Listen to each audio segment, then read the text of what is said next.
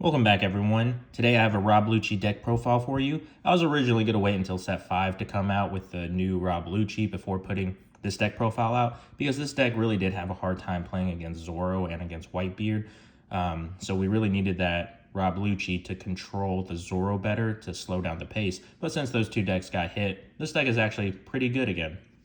So this is a going second deck.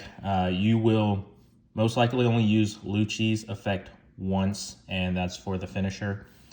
Sometimes when you really need that push to control the board, you do activate it mid-game, but you don't want to do this too much because you really don't have any plus ones in this deck aside from your brand news and your 4-cost Kuzans. All right, so to start off with, we have 4 brand news. This is your only searcher. I do play more CPs than I do Navy. However, it's pretty close to half and half, but you do really need your Borsalino and your 4-cost Kuzan to help control the board state in the early game. And then plus, you really do kind of want to build your trash full of the CPs. So this ends up being really good. And a lot of your navies are 2Ks, so you can actually just use it to search for your 2Ks. So this deck actually do guard pretty early because you have a bunch of 2Ks.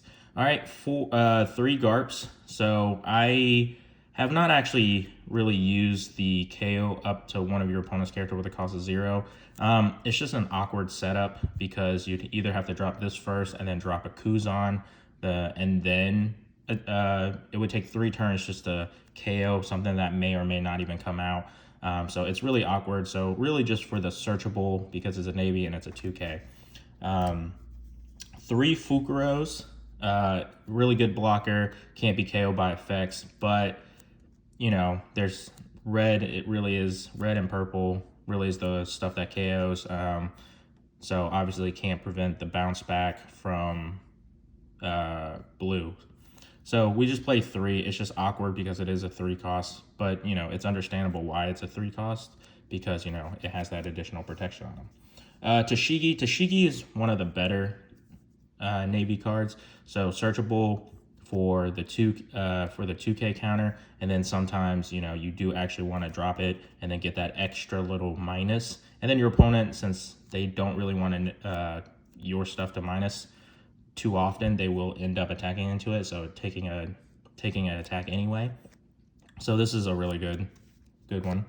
Another Navy's 2K that we play is Suru. Very rarely am I just shy that -2 and I need that immediate and I don't want to play the Tashigi, and I will drop the Suru for it. So like early enough, mid, almost fully late game where we're close to 10 Dawn, maybe my opponent has like a 7-cost Big Mom or a Katakuri or something. And I really just need the -2 to get the Sakazuki to pop it off if I was just missing something. For Borsalino, this was really the only thing to slow down red, Zoro, and Whitebeard for the meanwhile. And now this is actually like a $25 card a piece. I bought these at like $6, right before, I think it was like a little before red got hit. So now that, you know, this is really relevant again. But the reason for the price going up on this deck really isn't because of this deck. It's because Sakazuki blue-black in Japan is actually doing extremely well. It's like 70% of the top cut from like the last 2 big tournaments over there. Of course, you will need this, you know, can't be KO'd by effects on your opponent's turn, and then it's a 6K. All right, 4 Cauliflas, just a really good guard. Sometimes it has come up where I did play this out from Bluno and got the draw 2 trash 2 to get rid of some cards that didn't have shield. So that's like very, very late game. I was playing around with the idea of minusing the 2 on my opponent's turn and maybe playing the shockwaves. Just didn't really work out. It's just really awkward to minus something, and if you had 2 left open, they know exactly what's coming and they'll attack with the stuff that's active, so that you just minus, so the shockwave doesn't pop it. So usually just for the draw 2, trash 2 if my hand's really bad, but mostly for the 2K. Of course, my favorite 4 costs. Early, you play it, draw 1, and then on attack, give one of your opponent's character -4. This is super good. I was actually originally playing this and then the Tempest Sky Kick. So on my early turns, I could minus and then pop a 4 cost. So I'd actually swing the advantage in my favor because then I'd have the character and they played a character, but then they didn't get to use their characters. Then they'd have to target mine.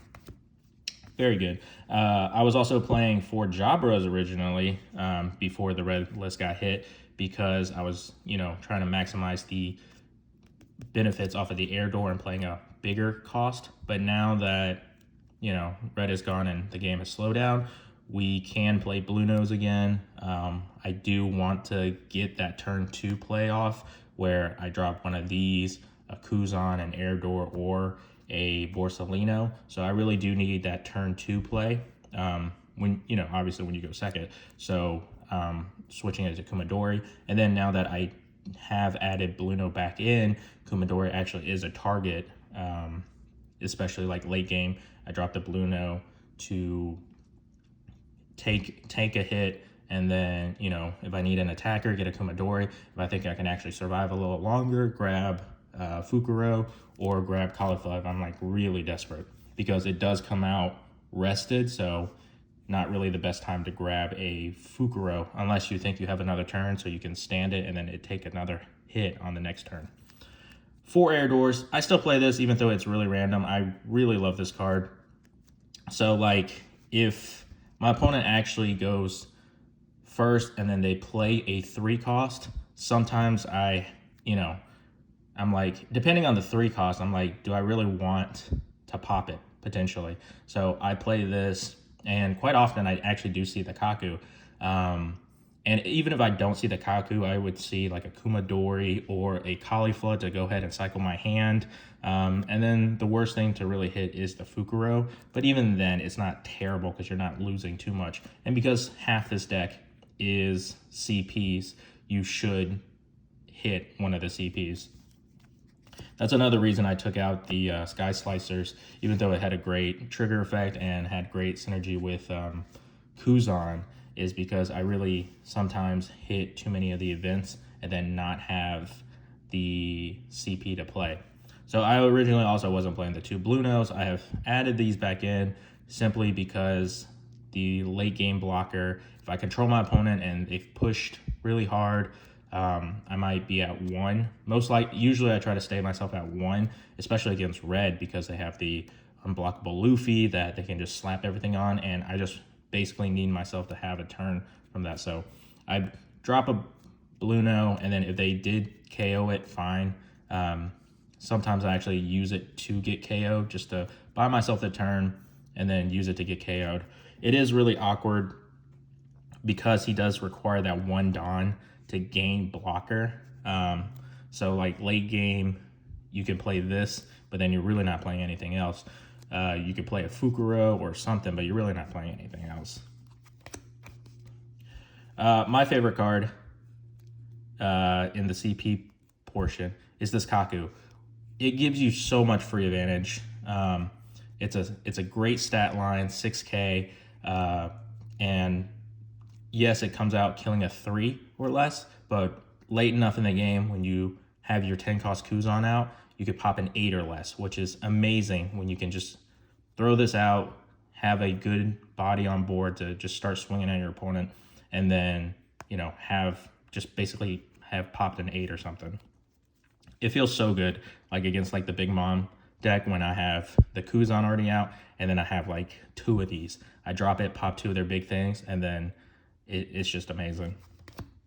All right, 3 Sakazuki.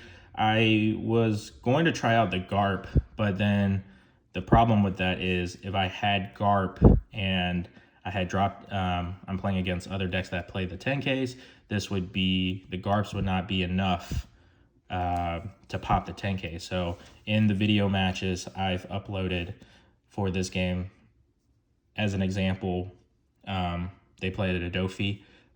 I had the Kuzan, and this Sakazuki was just enough to pop it without requiring me to throw out extra cards like the Suru or the Toshigi. So that's why I'm still playing the Sakazuki for the time being. Plus, I really needed the other Navy pieces. Yeah, Garp is actually also Navy, and the only reason I was really considering him was because he's recyclable. He isn't just a one turn on play. He was, just once per turn rest him. Of course, one of the more important pieces, especially for the late game, Kuzan, really hurts if your opponent Red Rock this.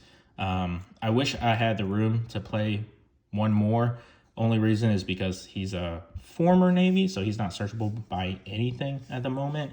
His just blanket -5 cost is just so threatening against so many colors. Like, you literally bring everything within range of being popped after you drop one of these. So you drop one of these, and then you bring everything down close enough to being KO by a Sakazuki or a Kaku or something, so that in that late game, when your board is already set up and you pop something big, you can go ahead and just swing twice at your opponent with your leader and go for game. I really think this is a really strong deck right now.